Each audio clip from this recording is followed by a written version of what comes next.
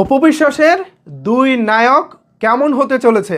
একদিকে আদর আজাদ, অন্যদিকে সজল নূর।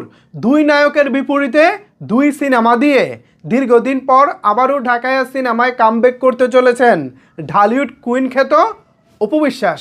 এখন প্রশ্ন হচ্ছে, কেমন হতে চলেছে অপু বিশ্বাসের এই দুই নায়ক? তাদেরকে দিয়ে অপু বিশ্বাস শেষ পর্যন্ত সাফল্যের দেখা পাবেন তো? এই সব কিছু নিয়েই বিস্তারিত আলোচনা করব আজকের এই ভিডিওতে। আপনাদের সাথে রয়েছি আমি ওয়াসিম। অপু বিশ্বাসের ভক্ত যারা আছেন, অপু বিশ্বাসকে যারা ভালোবাসেন, এই মুহূর্তে যারা আমার এই ভিডিওটি দেখতেছেন, তাদের কাছে অনুরোধ করব ভিডিওতে একটি লাইক দিয়ে তারপর মনোযোগ সহকারে সম্পূর্ণ ভিডিওটি দেখার জন্য। তো চলেন ভিউয়ার্স, এবার মূল বিষয়ে আলোচনা করা যাক। অপু বিশ্বাস একসময় মেগাস্টার শাকিব খানের বিপরীতে অভিনয় করেছেন, একের পর এক super duper bumper hit cinema উপহার দিয়েছেন এবং সেই জায়গা থেকে অপু বিশ্বাসের যে পরিচিতি এসেছে সেটা সমগ্র বাংলাদেশ জুড়ে তার পপুলারিটি রয়েছে। সো সেই জায়গা থেকে এখন অপু বিশ্বাস, শাকিব খান, ব্যক্তিগত জীবন সব কিছু মিলিয়ে শাকিব খান থেকে দূরে আছেন। শাকিব খানের সঙ্গে সিনেমা করারও খুব একটা সুযোগ পাচ্ছেন না। সো ওভারঅল সব কিছু মিলিয়ে অপু বিশ্বাসকে যদি চলচ্চিত্রে কাজ করতে হয় তাহলে তো অন্যদের সঙ্গে কাজ করতেই হবে। তারই ধারাবাহিকতায় আমরা কিছুদিন আগে দেখেছি বাপ্পি চৌধুরীর বিপরীতে কাজ করেছেন শ্বশুরবাড়ি জিন্দাবাদ 2। তারপরে তিনি কাজ করেছেন সাইমন সাদিকের বিপরীতে, সেটা ছিল লাল শাড়ি। এরপর নীরবের বিপরীতে করেছেন ছায়াবৃক্ষ। এছাড়াও জয় চৌধুরীর বিপরীতে আরও একটি সিনেমা তিনি করেছেন, আরও একটি না আরও দুটি করেছেন। সব কিছু মিলিয়ে তিনি কাজের মধ্যে আছেন। তবে আমাদের যে প্রত্যাশা, আমাদের যে চাওয়া, সেই চাওয়া অনুযায়ী বাপ্পি থেকে শুরু করে জয় চৌধুরী বিগত 5-6 বছরে অপু বিশ্বাসের সাফল্যের সংখ্যাটা খুব একটা ভালো না। কেন ভালো না? এই ভালো না হওয়ার কারণ হচ্ছে অপু বিশ্বাসের যে সিনেমার চুজিংয়ের ক্ষেত্রে তিনি একটু সতর্ক ছিলেন না। সিনেমা পছন্দ করার ক্ষেত্রে তিনি খুব একটা সচেতন ছিলেন না।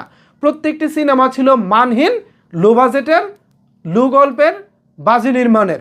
এ কারণে কিন্তু অপু বিশ্বাস সাফল্যের দেখা পাননি। তবে অপু বিশ্বাস কিছুদিন আগে আমাদেরকে কথা দিয়েছিলেন, এখন থেকে তিনি গল্প, নির্মাণ, বাজেট সব কিছু জেনে শুনে বুঝেই তারপর সিনেমায় সাইন করবেন। তো সেই আলোকেই অপু বিশ্বাস এখন দুটি সিনেমায় সাইন করেছেন। একটি হচ্ছে দুর্বার, অন্যটি হচ্ছে সিক্রেট। সো এই দুই সিনেমায়, সিক্রেটে থাকছে আদর আজাদ এবং দুর্বারে থাকছে সজল নূর। এই দুই সিনেমা বেশ বড় বাজেটের দারুণ গল্পের সিনেমা হতে চলেছে। আশা করি অপু বিশ্বাস দীর্ঘদিন পর আবারও দারুণভাবে কামব্যাক করতে চলেছেন আমাদের ঢাকায় সিনেমায়। এখন দেখা যাক অপু বিশ্বাসকে আসলে আমরা কোন রূপে দুই সিনেমায় পাবো, সেটাই দেখার বিষয়। তবে আমি অপু বিশ্বাসের কাছে অনুরোধ করব, আপনি সব কিছু দেখে শুনে বুঝে তারপর কাজ করবেন। আপনাকে এখনই সিনেমা করতে হবে বিষয়টা সেরকম না। আপনার যে সম্মান, আপনার যে অর্জন, আপনি অতীতে যা অর্জন করেছেন তা দিয়ে আপনি আপনার বাকি জীবন পার করতে পারবেন। এমনকি চলচ্চিত্রের ইতিহাস লিখতে গেলে কোনো একটা সময় ভবিষ্যৎ জীবনেও আপনাকে নিয়ে চর্চা হবে, লেখা হবে, আলোচনা হবে, সেই জায়গাটায় থাকবেন। শেষ বয়সে এসে যদি লো বাজেটের সিনেমা করেন সেক্ষেত্রে আপনার অতীতের অর্জন কিছুটা হলেও ধামাচাপা পড়তে পারে। সো আমি পার্সোনালি সেটা চাইবো না। আমি চাইবো অপু বিশ্বাস ভালো সাফল্য নিয়ে আসুক এবং এই দুই নায়ক দিন শেষে হয়তো বা অপু বিশ্বাসের জন্য ভালো কিছু হতে চলেছে, সেটা আমরা সিনেমা রিলিজের সময় মোটামুটি জানতে পারবো। সো আপাতত দুই নায়কের জন্য শুভকামনা রইল। দুই নায়কের একজনও এখনও পর্যন্ত সুপারহিটের দেখা পায়নি। তবে এবার আশা করি অপু বিশ্বাসকে দিয়ে সুপারহিটের দেখা পাবেন অন্তত এই দুজন।